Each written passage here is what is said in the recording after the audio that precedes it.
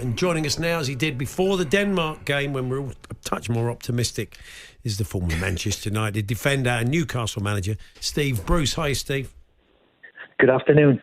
Yeah, Denmark didn't go the way we'd like. We expected more last night after all the talk of resets, etc. And that proved to be a bit of a tough watch as well. What did you make of it, Steve, last night? Well, I think there's no denying that all of them have been a tough watch, really, haven't they? And I think we're all scratching our heads to think, we've got so many good players and none of them seem to be playing well enough at the moment, apart from the three lads who came on. I thought the three lads who came on looked fresh and bright, and they changed us slightly. But now the big conundrum for Gareth, I'm sure, will be: does he leave? Does he leave it alone, or does he bring two or three of those lads in to give us a little bit more energy? It seems at the moment we seem so slow and pedestrian, unfortunately. Yeah. As a manager, I mean, you'll know what Gareth's going through. I mean, how much does he think, I can change this? Or how much is he sticking to what he believes in, and that's what he should do? Well, I think, yes. I mean, you believe in your way, and you're going to do it the way that you see fit, and you can't let others people really, take you off that thought. And I think the success of Gareth has been that he's always played the same sort of way, if you like. He's played the two sitting midfield players. He likes to play with them in a number 10. But where he might change is in the wide area, especially the wide area where Cole Palmer and the kid from Newcastle, absolutely yesterday, give him a reminder of what it's like to have natural pace in wide areas. And of course, that would make sacrifice in one of the big ones, which, they're all good players. They're all big players in their own right.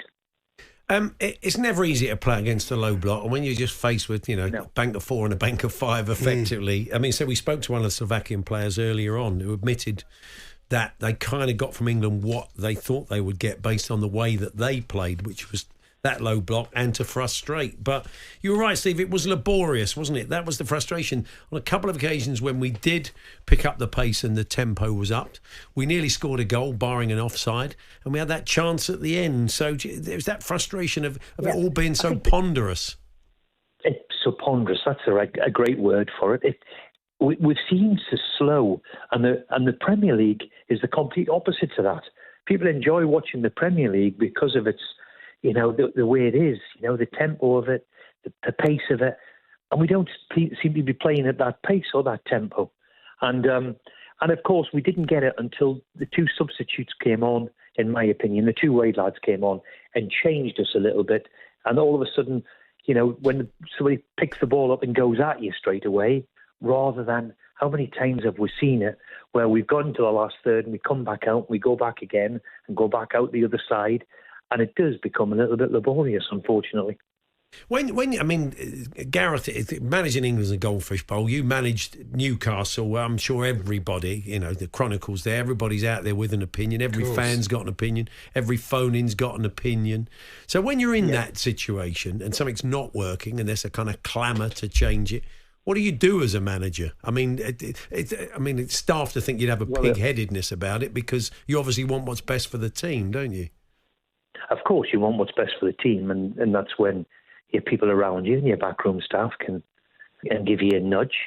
You don't want to be too pig-headed, but I'm sure Gareth won't be, as I believe the success he's had has been the way he has been. I don't think we're going to change formation. I don't think he's going to go away from that. I honestly think he'd be thinking to himself, do I bring them 2-3 changes, and do I do that in the next round of 16? That'll be the big call. And that's why, Gareth has been successful in the past. He's usually got it right. But we've now seen the England team over the last 3 games qualify with ease, really, with not having to do a lot. So we hope that we've got something up the locker. We know we're capable, that's for sure. And let's look with interest to see what he's going to do. But for me, Manu has to stay there. Anthony Gordon has given us a natural width on the left, and I think that's crucial when you haven't got a natural left back playing there. So it'll be interesting. It'll be interesting to see. Yeah. What about this idea, Steve, that a few people admitted that actually when we play against a better team who are more open, it will give us more space and encourage us to play better too? Possibly. I mean, let's be fair, we've played against teams who've sat in and we have found it very, very difficult. Very difficult. And we all know it's very, very difficult to break down. And Slovenia, to be fair to them, defended manfully. They stuck to their jobs. But England, if you're setting up against England, you practically know which way they're going to play. So that's when it becomes a little bit difficult. They've set up knowing that England are going to play two midfield players and they're going to play obviously Bellingham off the front, and when they were ready for us, and they really restricted us to very, very little opportunities. And earlier changes, Steve, has been another theme. Maybe spotting earlier that things aren't working, getting fresher legs on at an earlier stage, I think would help as well. Possibly. I mean, we've seen Ronald Koeman make a change yesterday with the Dutch after 30, 35 minutes. We don't see it very, very often these days, do we? A change up at 30, 35 minutes. But, I mean, possibly. I mean, I think that's the big conundrum that Gareth is going to have now as the substitutions, what he's made them look better. England did look better. So will he go with that, or will he go with his tried and trusted way that he started with? It's going to be a big call. And let's hope he gets it right. Fingers crossed, Steve. Thanks very much for joining us again. Steve. Appreciate Good it. Stuff. No problem at all. Thank you. All the best. Take I think care. we all know, don't we? It's just not in his nature to suddenly go, I'm going three at the back, I'm playing Gordon, I'm starting with Palmer, I'm going to play Sack. He's not going to do anything like that, is he? We just know it. I think most, as we said when we were chatting to Stan about Gallagher being the only change, probably the only change for Ireland will be Kobbie Mainoo in midfield. He'll start instead of Gallagher, and that will probably be it.